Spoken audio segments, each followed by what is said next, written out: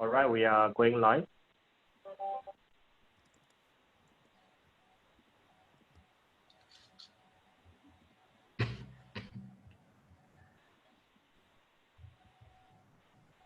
Right. Hi everyone, the EcoLabs-SDGx webinar will begin very soon, so please sit back and relax for the time being. We are just waiting for the participants to join in today's session.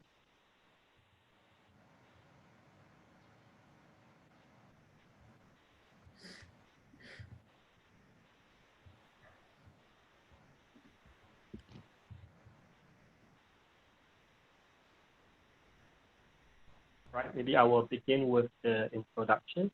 Hi, welcome everyone. Thank you for joining us for the EcoLabs Webinar Series. My name is Ryan Jin, and I'm leading the Smart Cities and Future Mobility efforts at the EcoLabs Center of Innovation for Energy. I'll be hosting this session. As the COVID situation is ongoing, we're organizing the EcoLabs Webinar Series to continue the engagement and interaction with our partners, where industry experts will offer their insight on the relevant topics. This webinar series comprises of 5 themes: Startup Series, Insight Series, Corporate Series, Investor Series, and EcoLabs Series. Today's webinar is part of EcoLabs-SDGx Webinar Series to provide insight to understand and navigate the European business and startup landscape. You will learn about the different business and startup ecosystems, what to look out for, and the different funding and collaboration opportunities. Today's webinar titled EcoLabs-SDGx Webinar Series Part 2, Startup Ecosystem, presented by Mr. Christian Wader, founding partners of SDGx, and Thomas Villa, founding partners of the Combinator, will give an overview of the European startup ecosystem and dive into the differences in the venture capital world and funding world in Europe compared to the United States and the Asia Pacific, as well as identify opportunity for Asian venture capitalists, private equity firms, and family offices. Towards the end of each session, we will have about 10 to 15 minutes for Q&A. If you have any questions during the presentation, you can key in your question in the Q&A button or raise your hand so that we can unmute you to view your questions during the session. Now, without further ado, we would like to pass the session to Christian and Thomas. Christian, thank you very much, Ryan. Thanks a lot, Ryan. Yeah, welcome everyone. I'm happy that you joined our second webinar in the series on the startup ecosystem of Europe. Let me just start with trying to share my screen so we get the slides going. I hope you can see this now. Okay, so what's on the agenda today? First of all, obviously we're going to introduce ourselves, Thomas, and what we actually do. Afterwards, we talk a little bit about the European startup ecosystem, then dive into the European startup investment markets, and eventually we'll have a panel discussion. So without further ado, a little bit about myself and Thomas. So I'm, as Ryan already mentioned, founding partner of SDGx. I live in between Berlin, Singapore, and Bangkok usually. I used to found an edtech consultancy provider in Asia. Used to actually live in Thailand for quite some time, lectured there innovation management, entrepreneurship. And then when I went back to Europe, I worked for Google, an energy company actually as well, Fismon called, and brought a Japanese company actually to Europe. We founded SDGx in order to actually address the sustainable development goals and help companies from Asia and from Europe to better collaborate and get access to each other's markets.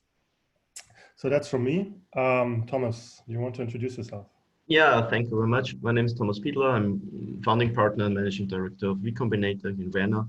I'm based in Vienna. I studied also here, spent a lot of my time with Philips in the Austrian and German area. Was then CEO of a Philips joint venture in the telecommunications industry. So we're working for quite a lot of international telcos. Then also a board member for a research institute here in Vienna, which connected all the Viennese universities. And now I'm engaged in several tech businesses and interims manager in advisory boards and different functions there. I think quite well connected in the European startup ecosystem, and also lecturing innovation management and entrepreneurship at the university here in Vienna. Thanks a lot, Thomas. So maybe a couple of words on actually who we are as SDGx and V Combinator and what we do. As I mentioned, we try to help companies and venture capital firms, investors, to go into the European market from Asia or from Europe into Asia Pacific. And we do this by providing services like soft landing and market entry services, but we also do technology startup scouting, technology transfer, obviously, all the way down to business matching and project implementation. And Thomas will talk a little bit about this. We are partners, obviously, as V Combinator and SDGx. And SDGx, as I said already, we are focusing on achieving the sustainable development goals. We have offices in Singapore, Bangkok, Sydney, and in Berlin, where I'm sitting, and currently actually doing a deep tech fund on mobility, energy, and manufacturing. We also do research.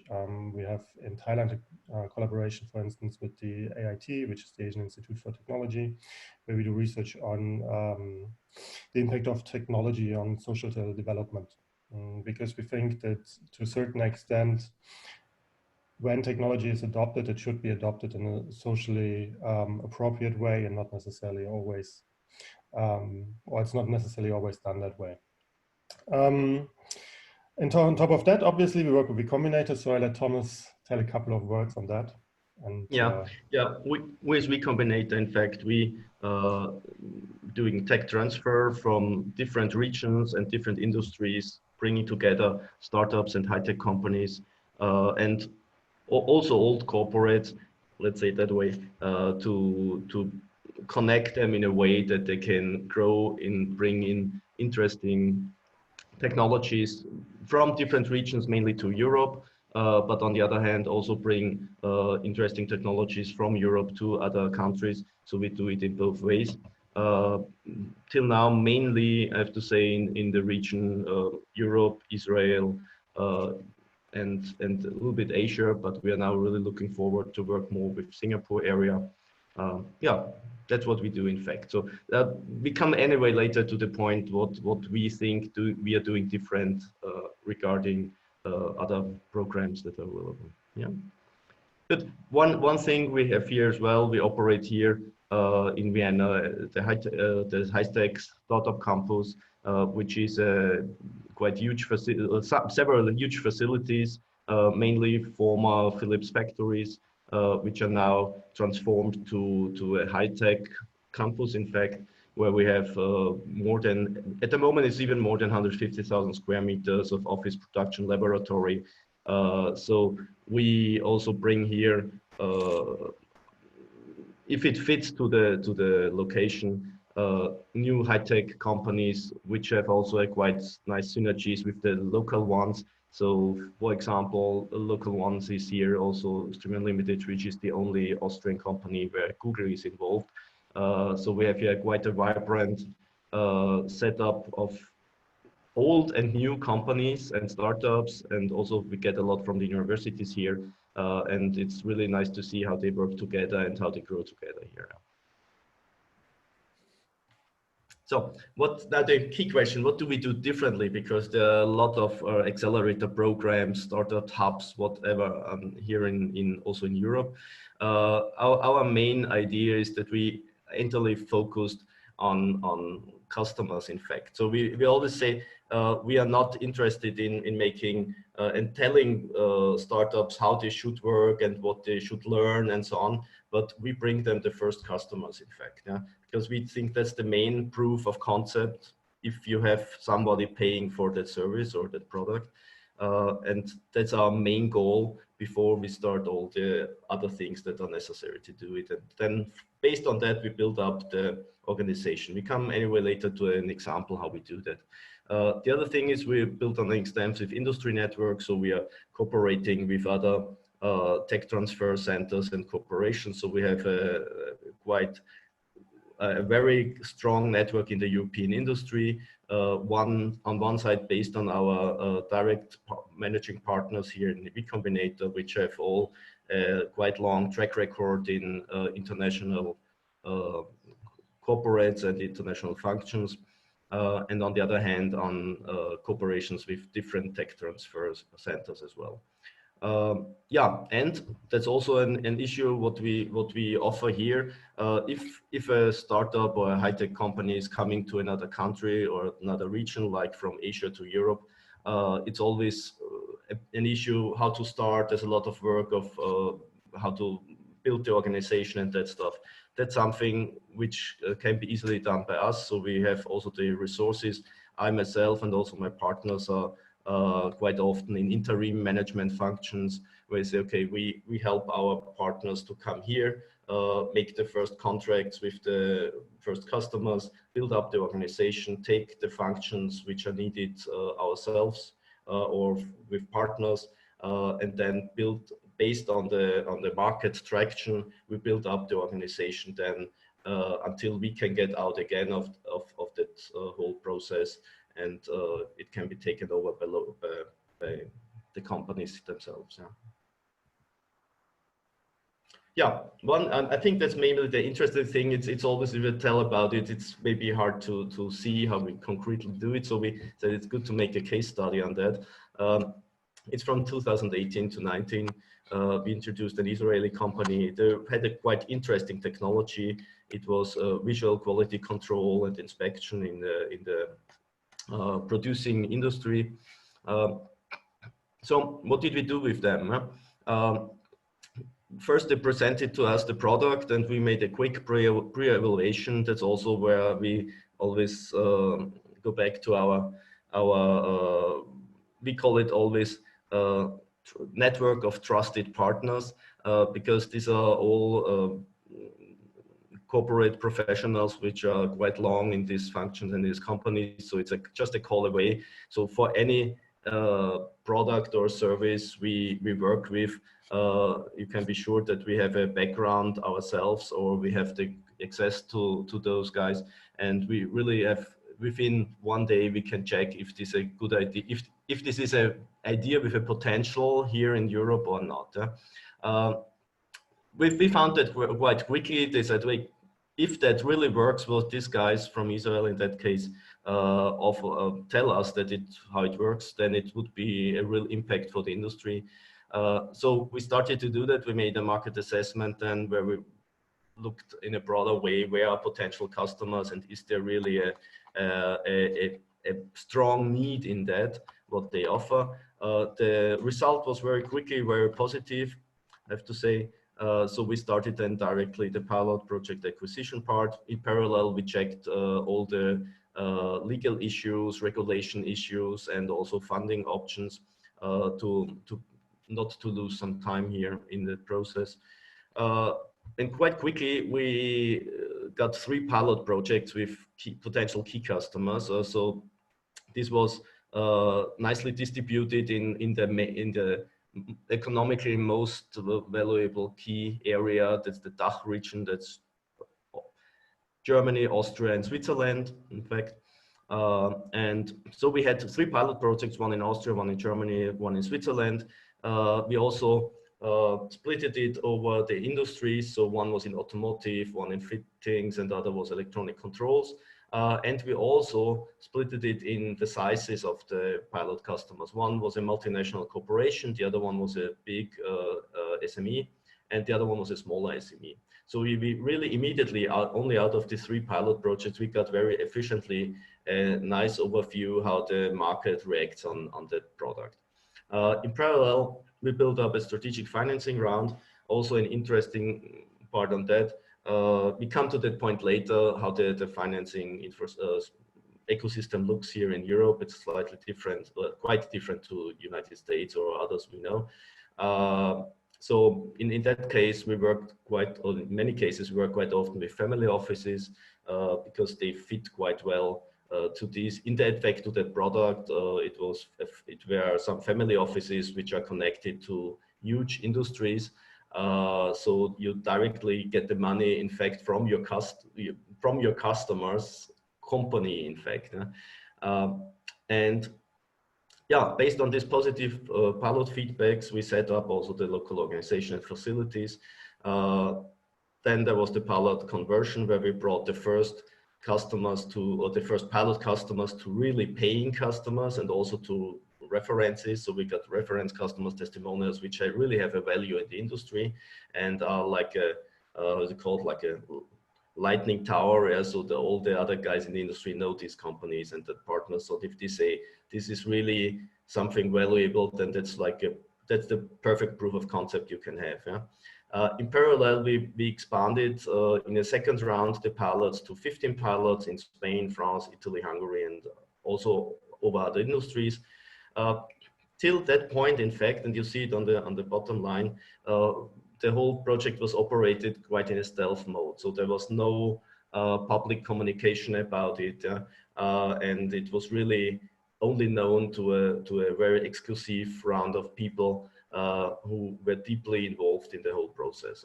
And then at that moment, when we had already 15 pilot customers and 3 really important reference customers and all the paying customers already at hand. And the point was, which in all these customers, they had a huge potential. So it was not only a pilot and then we go to the next one, but they by themselves had a huge potential internally, because they operated up to more than 100 factories worldwide, in fact, the bigger ones. And at that point, then there was going public. There was a public launch at a large trade fair, or the largest trade fair for the industry.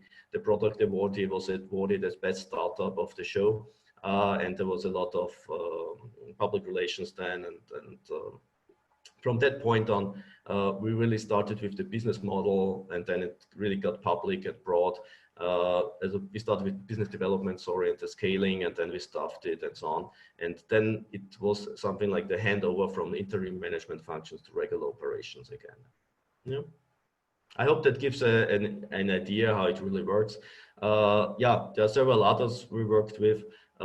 You see quite international, not so much from the Southeastern Asian region yet, yeah, but that's what we are trying to start here now. But we worked with guys from India, Japan, UK, Romania, Israel, quite a lot from Israel, I have to say, Ukraine, and so on. Yeah.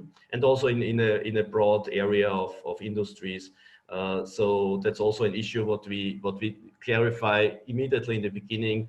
We work only with partners where we have a background, where our network fits to, where we really have quick access to potential customers. And if we are not expert in that, we say, okay, nice, but we can't help too much. Yeah? But in the cases we really go 100% into it. Yeah. Thanks, Chris. All right, thank you very much, Thomas.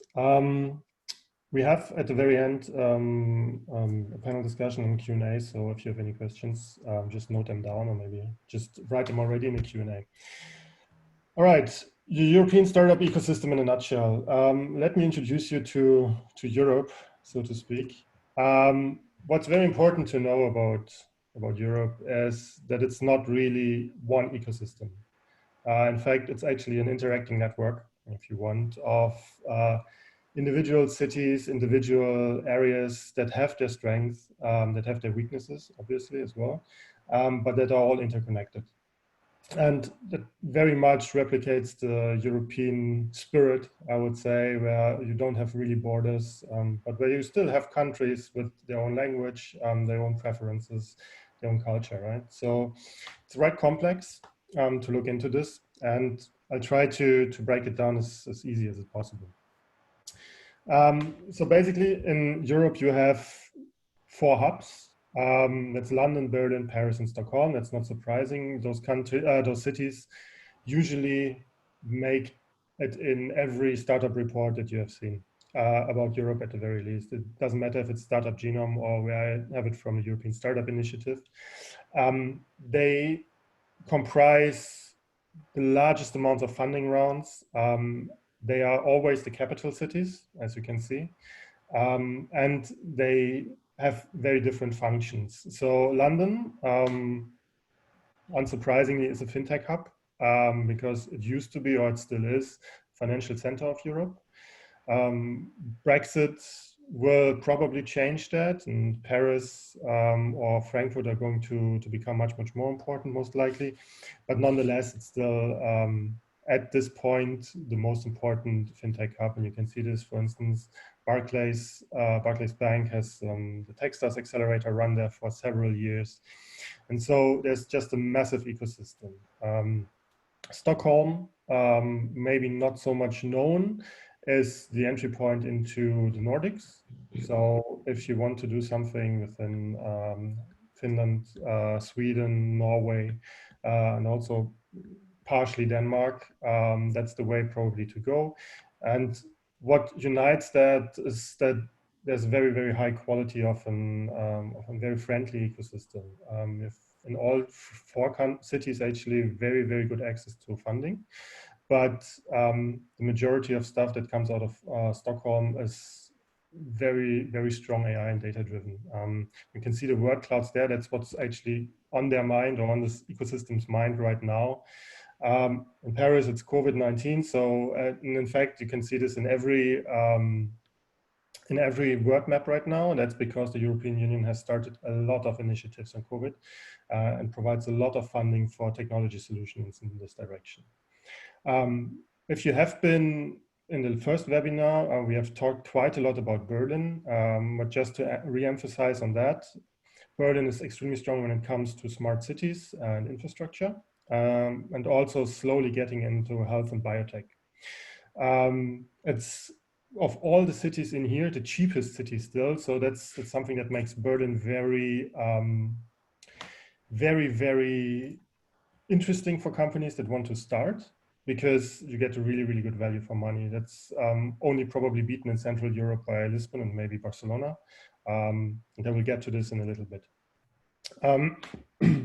What's also very good about Berlin is that everybody speaks English. And that's, for a non-English native country, quite significant. The same is true for Stockholm, but Berlin is much more international in this regard. And that's also something that you have to look into when you come into Europe. You have to remember that apart from the UK and Ireland, there is no country really that is native English. It doesn't matter in the Nordics though, everybody is absolutely fluent. In France, however, it's a different story, in Italy as well. And so it helps if the city, obviously, that you are setting up, that you can communicate, that you can get along, and that you feel at home, basically. What's very important about Europe is its connectivity. It's one of the strengths. I mean, we have free trade among each other's countries anyways, and that extends into actually how the startup ecosystems collaborate.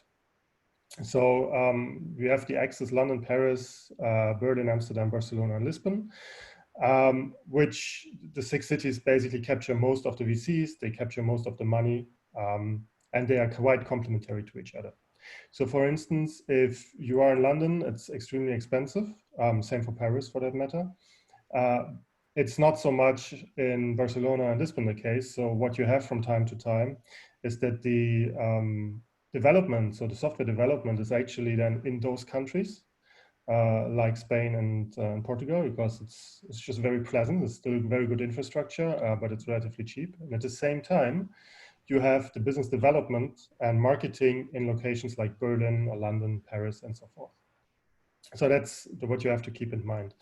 Also, the countries or the cities have different function in that sense. Amsterdam, for instance, is very strong for marine topics, for instance, but also Booking.com is there, right? So Google has an office there. So it's quite interesting to look into these kind of features. London is more fintech, Berlin is e-commerce and fintech, and so forth. Another axis that is basically the center of Europe, if you want, is Berlin, Munich, Vienna, and Zurich. So as I mentioned in the first webinar, the DACH region is the strongest economic region in Europe and comprises of the 3 countries, Germany, Austria, and Switzerland. And so with this axis, you basically have access to three of the top universities, Munich, TU Munich, TU Vienna, and the ETH in Zurich, which I think most of you will know, because it's basically one of the best research institutes in the world. And so they are all relatively close to each other. There's excellent funding, particularly in Munich and Zurich and Berlin. They are mostly interested in different topics as well. So Munich, for instance, is very strong on engineering. That's because Siemens is there, that's because Infineon is there and so forth. Also the big automobile companies. And that is also true in a sense for some specific things that come out of Vienna and Zurich, whereas Berlin, for instance, is much, much more on the e-commerce side and the B2C side. So again, it's complementary, but super interesting actually to work with, and everybody is very well aware of what is going on in the different ecosystems. That extends into actually how the cities work together. So the economic support in each city is also usually connected among themselves. Because Europe is so distributed, and I think that is something that is rather similar actually to Southeast Asia, you have countries that have their own language, different cultures and so forth. We have to look into internationalization. So there's no way around that for companies here. Unless you are in the UK, France, and Germany, you don't have a large enough market usually. And this is very much representing in the slide and the picture on the right-hand side, where you can see that Belgium from a get-go basically goes international. And Belgium, for instance, is actually a very good example, because in Belgium you speak French, Flemish, and German. So the natural expansion is into Germany, France, Luxembourg, and Amsterdam, in the Amsterdam ecosystem, or the Netherlands in general. So it makes just a lot of sense to look into this. And obviously it's the same for Lithuania and Switzerland, the Netherlands, Estonia, and so forth, all relatively small countries.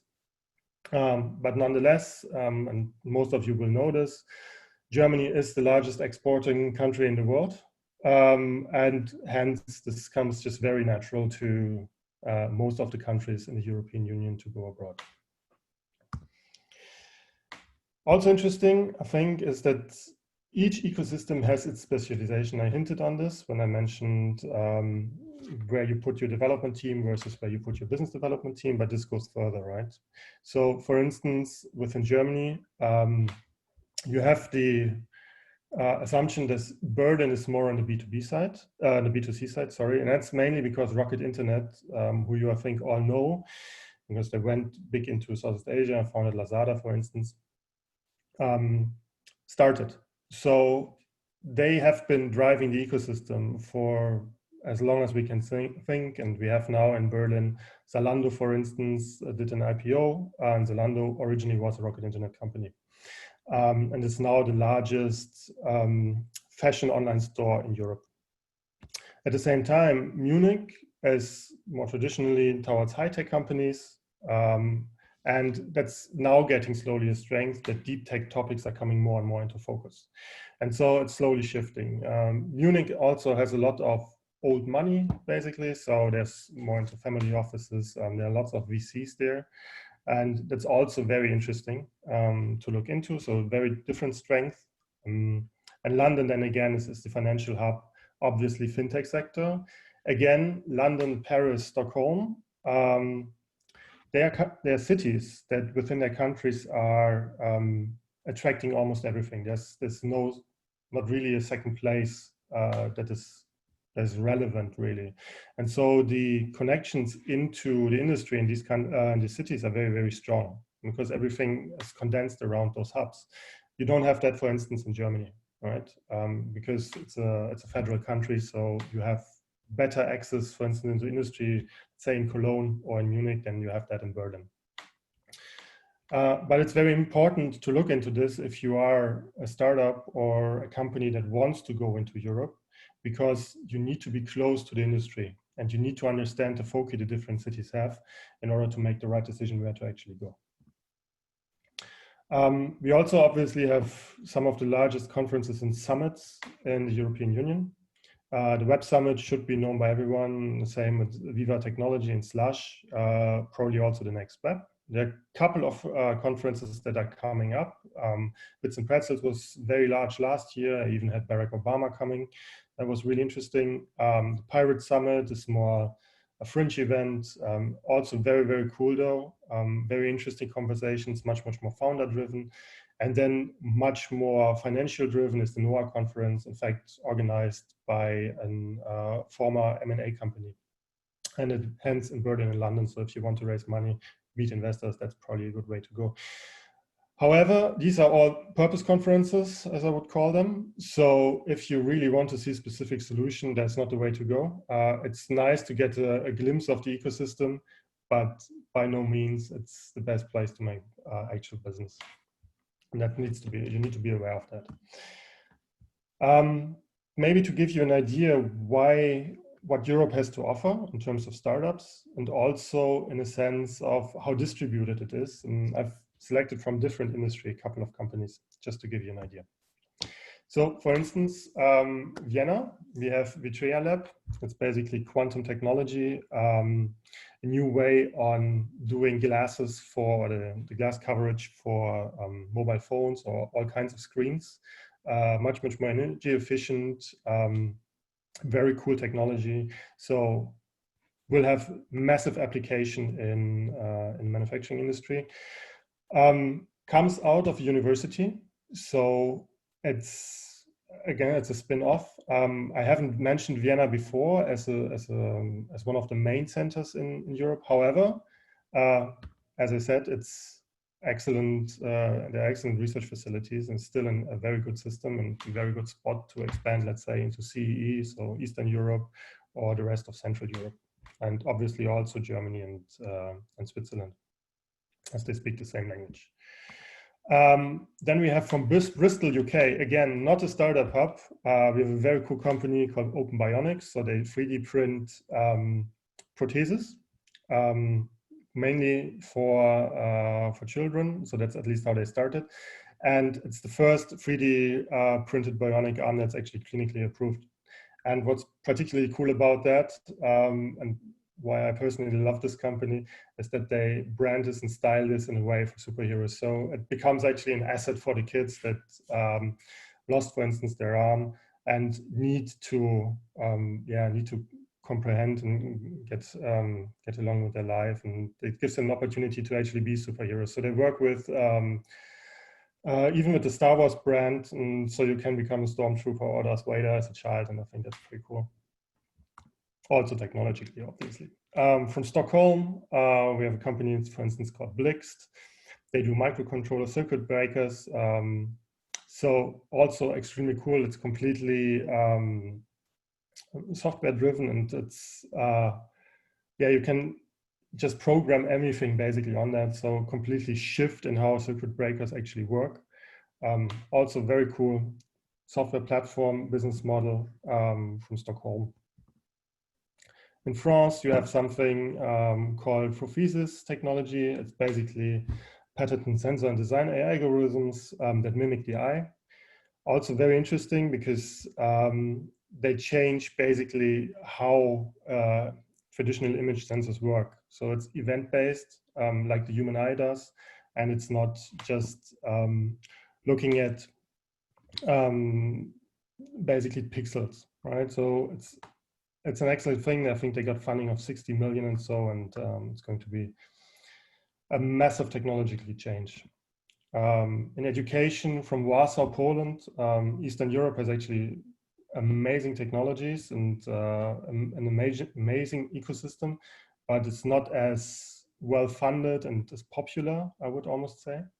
So here again, 3D printing, you can 3D print your own robots within an education platform, and then learn from that and how to use actually STEM education. So also a very, very cool idea. I think they're scaling this globally as well right now. And then because fintech is so ubiquitous in Europe right now, and actually one of the best funded areas in Europe, I have actually 4 companies here. So Revolut, Tomorrow Bank, and N26. And I'm pretty sure you have probably heard of Revolut and N26 because they are two of the most valuable startups in Europe, several, both unicorns, several billion euros in funding. Absolutely massive, one from UK, one from Germany, and another one is Tomorrow Bank. So that's a general trend here, sustainability and mobile banking. And Tomorrow Bank combines that basically. So they say, well, we only invest the money that you give us into sustainable products. The interesting part on Tomorrow Bank from a technology perspective is, however, that they're actually based on another startup from Berlin called Solaris Bank. And Solaris Bank is basically disrupting the whole banking sector. They are providing a banking as a service solution. So they provide a banking license, the whole IT infrastructure and everything, so that every company that wants can start a bank everywhere in the world. And that's pretty spectacular. They obviously are also profitable by now. And they come out of one of the large accelerator programs actually here in Germany. So really cool. And again, Tomorrow Bank from Hamburg. I haven't mentioned Hamburg at all before. So as you can see, it's really, really distributed where solutions come from. And I hope this gives you an idea on how the European ecosystem works and what it actually looks like. So Thomas will tell you now a little bit about the actual investment market. Sure. Thank you, Chris. One add-on, as you mentioned, N26. Yeah. To be honest, it was started by two Viennese guys.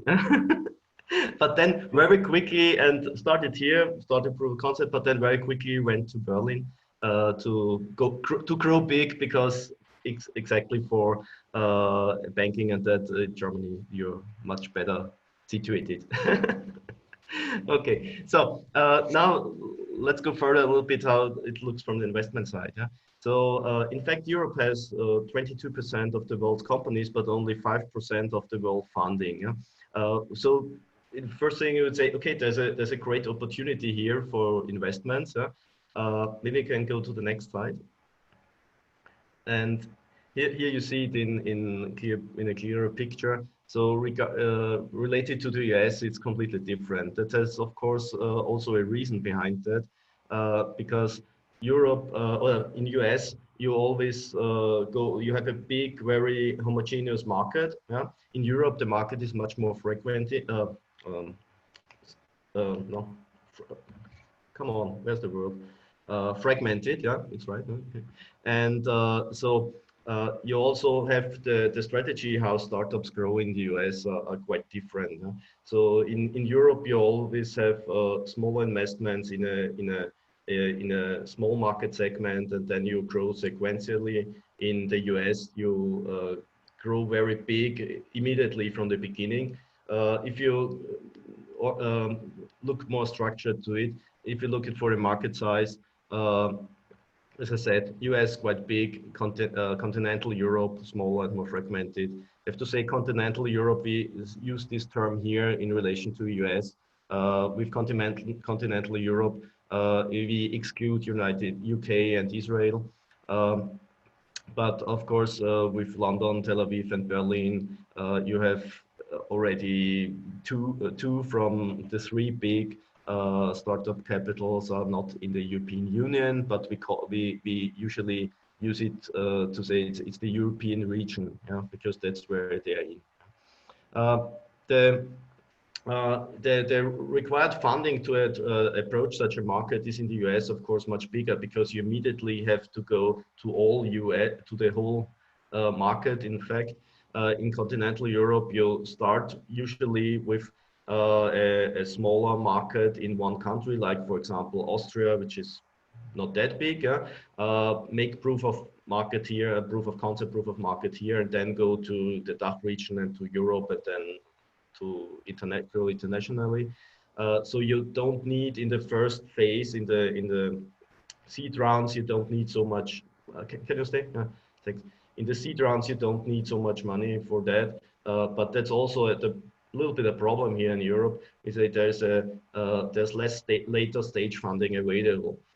So the European startups have the need to generate revenue immediately, in fact, which is also a good thing because you get a proof of market immediately before you really have to invest much into it. The US strategy is quite clear. Typically, US grow first and make more visible deals in a boom mode. In Continental Europe, we say make revenues first and then grow. So there are also more invisible deals. So a lot of startups are quite for a long time in something, as we call it, stealth mode. That has also to do with the investors behind it. In a lot of cases, we work with family offices. They are not so, and we call it the old money, and those families are not really interested in being very public where they invest and what they do. So a lot of these deals are not seen immediately in the beginning. Yeah. Go to market, we said already in US immediately to the whole country. In Continental Europe, sequential. With a very strong regional component, and Chris already mentioned the cultural differences between the sub-markets and countries here, also from the language. As he mentioned, in Brussels, there's in Belgium there are 3 languages. In Switzerland, the same. So there's Italian, German, and French. So it's a real you have to look where you start, where is the best market for your product or your service, where are your customers located, and start there with a quick proof of market, in fact, and then go to the rest of the region. Yeah, that's also an issue in Europe. We are usually not that like in US, where we say, okay, the user bases and everything that counts. Usually we don't have huge user bases with no income. Again, here also counts that we like to have paying customers very quickly, and especially in those areas where we, as Combinator, SDGx work is B2B sector, there it's an even stronger issue for us. Yeah, the growth speeds are the same. US, they have to grow, they try to grow very quickly and conquering the whole market. So they need massive investments into that. With a slower growth speed here in Europe, it's also from the investment side a different story, in fact. Yeah.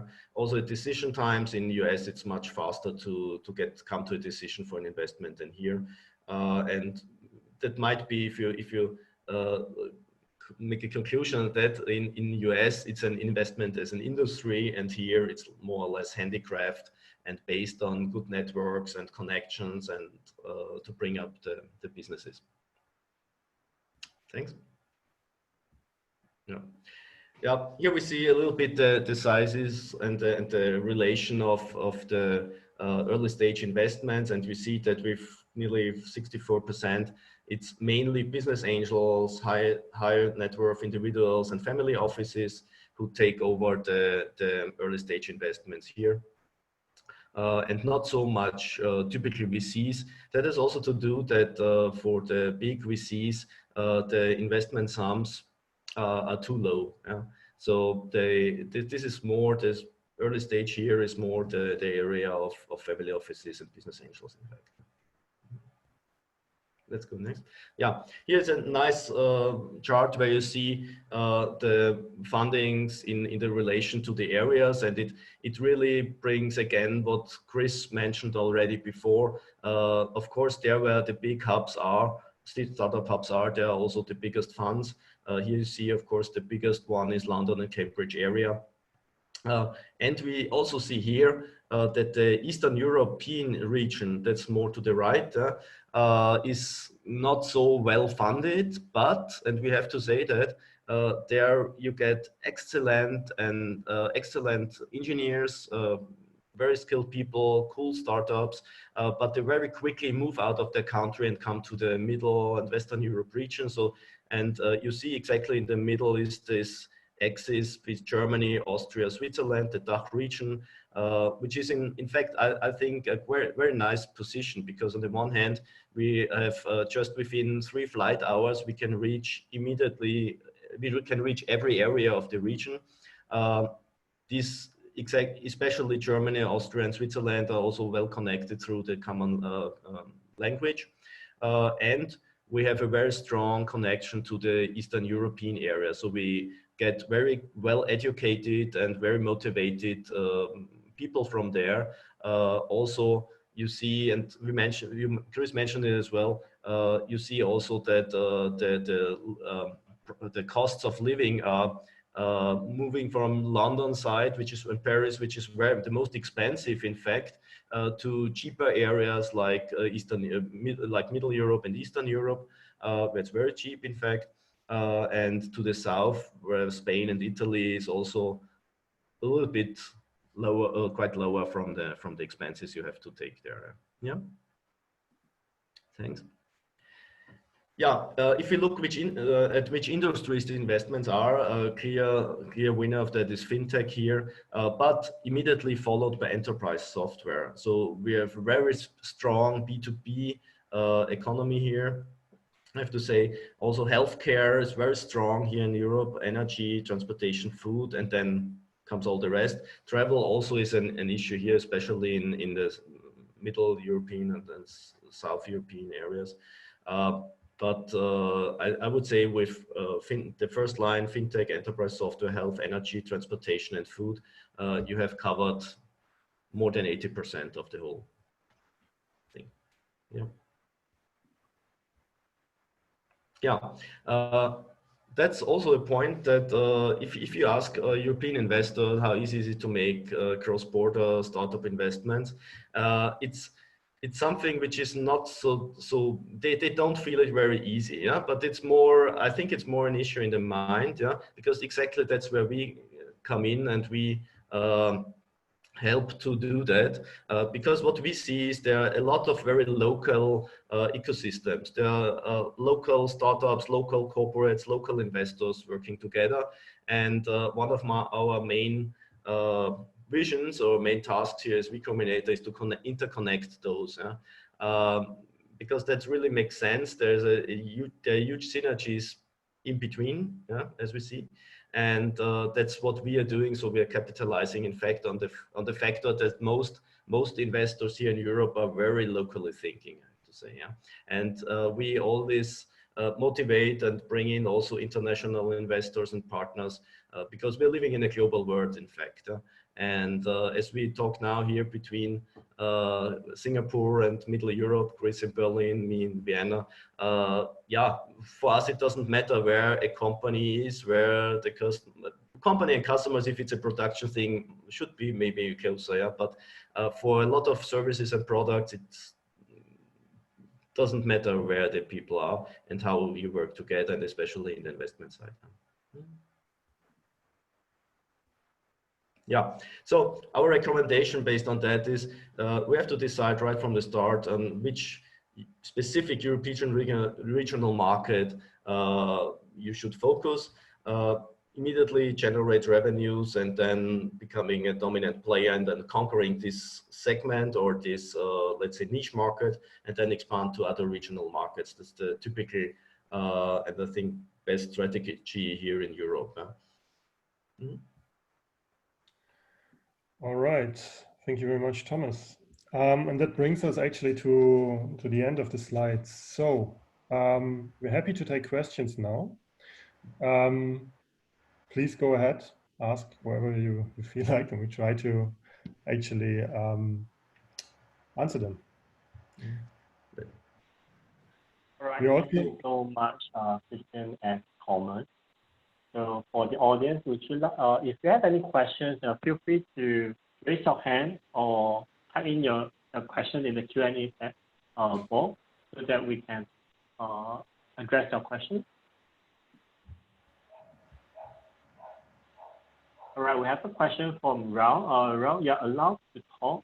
You can unmute yourself and voice your question. Okay. Am I audible? Yes. Yes, you are. Folks, this is fantastic section. I really enjoy talking to you guys. I'm Raul Munukutla. I'm the Chief Executive Officer of Bengaluru Airport City Limited.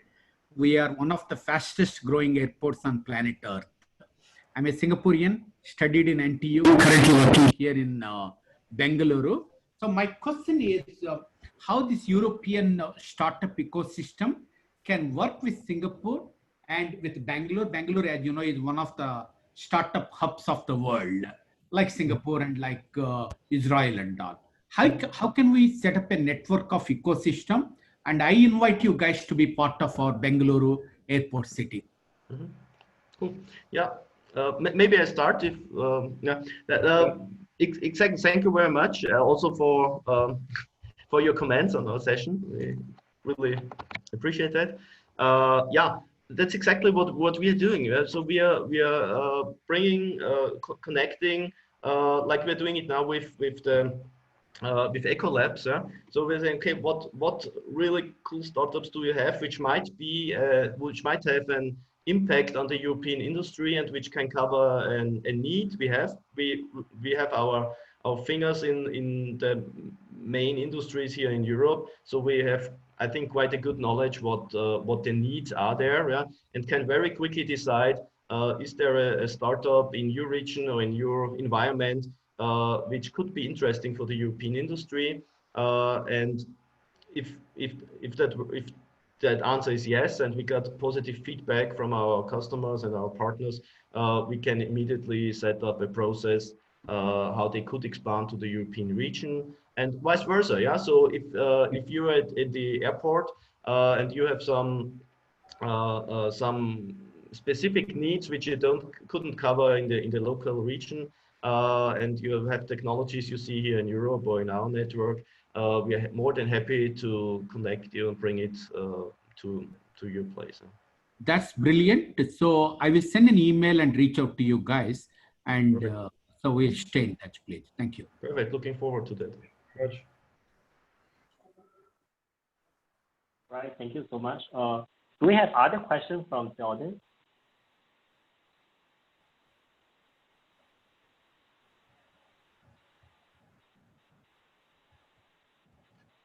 Right. So we have a question from Joshua. Joshua, you are allowed to unmute yourself to speak. You can voice your question. Okay. Hi, Thomas. Hi, Christian. Really appreciate your sharing. My question is regarding taxation. Which countries would you rank in terms of favorable taxation for startups? Chris. As always, it depends. So basically, it depends a little bit on the industry you're in. It depends a little bit on the city you go to. There's no clear cut because sometimes, or actually in most areas, there are incentives for companies to get into the country. So you get tax reliefs, for instance. There are different ways to go about this. Like for instance, in the UK, it's generally very easy to do business. However, because they are now going out of the European Union, you might not want to do that, and maybe tax is then not the issue, but then it's actually the expansion into Europe the issue, right? So it's not as a clear cut. For instance, in Berlin, the way it's actually done, you can talk, and we did this actually the last time we presented Berlin Partner, right? So you have a local entity, a local economic support group, basically, that helps you figure this out. And then part of the investments you put into your new location will be reimbursed. And this works on different levels. So you have this on a European level, but you also have this on a local level. And hence, it's not as straightforward as you would think. Yeah. I would fully with you, Chris, on that. Yeah. So it really depends on the case. It depends on the product. It depends on the structure of your venture. In fact, yeah. We have here in Austria, we have quite some very favorable tax constructions. Yeah, especially if you develop things here. You also have very nice situations where really completely can deduct it from the taxes, in fact. And there we have typical guys like Deloitte and PricewaterhouseCoopers who organize that, especially for the international constructions in an optimized way. Yeah. So, but to bring it to the point, as Chris said, you really have to look what is the the broader service, how is the organization, how it's structured, where are your main customers, and based on that, it's good to build the tech structure. Maybe in another regard, regarding if you have employees here, it's very favorable here in I think even more in Austria than in Germany, to be honest. Yeah, but not so much in Spain, not so much in France. There and Italy, that's hell complicated. Yeah, to organize or to really move quickly to get people, the right people, and change that as well. Then it's really here. We in the Middle European region, I think, quite flexible. Even more flexible are the guys probably in Lithuania and that areas, yeah, or in Eastern Europe. But well, of course, we guys, we come from the DACH region, so we on the one hand, we think it's the best region here in Europe to start with for a lot of reasons. But I think it's also it's not our heart here only, but it has also a lot of rational aspects why it makes sense to start here in the Middle European region. However, let me just add something to this. So because everybody talks about particularly the large tech platforms like Google and Facebook, LinkedIn, they have their headquarters usually in Dublin, in Ireland, because of a double taxation agreement, or Booking.com, for instance, in Amsterdam. And that is, in the short run, that might be a way to do it. However, the European Union is painfully aware of this, and there are always, particularly governmental ideas on how to reverse this and make this more equal. And so you have to look also where you can find the talent, where you can find customers. Right. Right. So it's not an easy decision in a way, but you have to take into consideration all aspects, in fact, of the venture.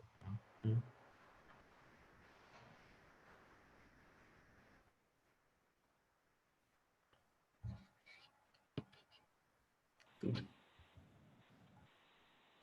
All right. Do we have any more questions? Yeah.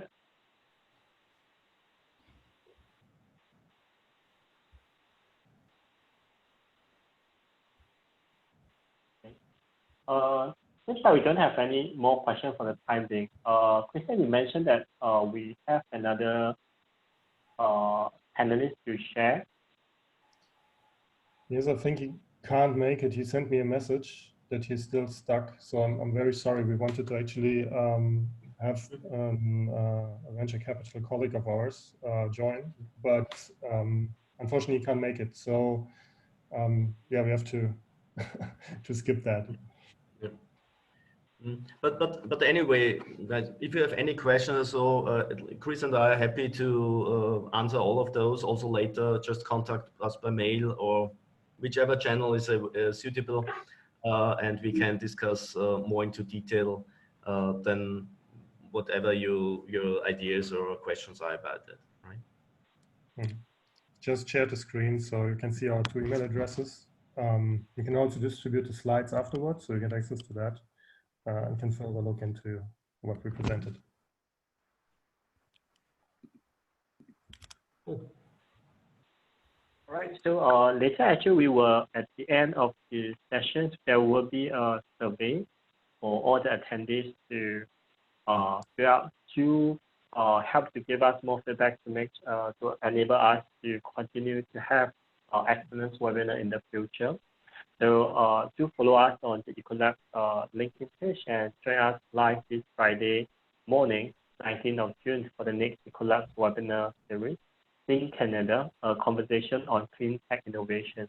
So meanwhile, if the audience have any questions, feel free to drop us a note, and we are very happy to connect with Thomas and Christian on all the opportunity happening in Europe and even test the opportunity in Singapore and beyond as well. So meanwhile, we are very much ahead of time. Stay at home, be safe and healthy. Thank you so much for all audience to take part in today's session. And thank you, Christian and Thomas. Thank you so much. Thank you very much, Ryan. Thank you, Ryan, for organizing and for listening. Thank you. Thank you. So take care. Thank you, everyone. Bye-bye. Ciao. Bye-bye.